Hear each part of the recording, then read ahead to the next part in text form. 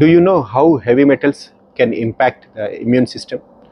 Let us know Srimati Gandhimati battled systemic lupus erythematosus since past 12 years due to heavy metals accumulation affecting her thymus gland, leading to antibody overproduction, inflammation, and organ damage. 4 years ago, she began naturopathy treatment from SLNS Nature Cure, detoxifying her body and restoring thymus function. After 5 years, she declared lupus free with a negative dsDNA and ANA results. నేను 12 సంవత్సరంగా నేను systematic లూపస్లో నేను బాధపడుతున్నాను. తర్వాత నేను 2020 దాదాపు 12 ఇయర్స్గా నేను ఆటో ఇమ్యూనిటీ డిసీజ్లో నేను చాలా బాధపడుతున్నాను. నడవకుండా అట్టే బెడ్ పేషెంట్గా ఉన్నాను.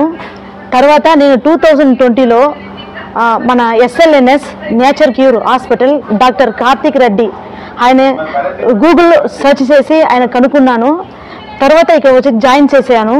తర్వాత సారు వాళ్ళ స్టాఫ్లు అందరూ నన్ను బాగా చూసుకున్నారు. వాళ్ళు నాకు కషాయాలు సప్లిమెంటరీ అని ఇచ్చి నేను ఇప్పుడు ఆటో ఇమ్యూన్ డిసీజ్ నుంచి సంతోషంగా హ్యాపీగా ఉన్నాను.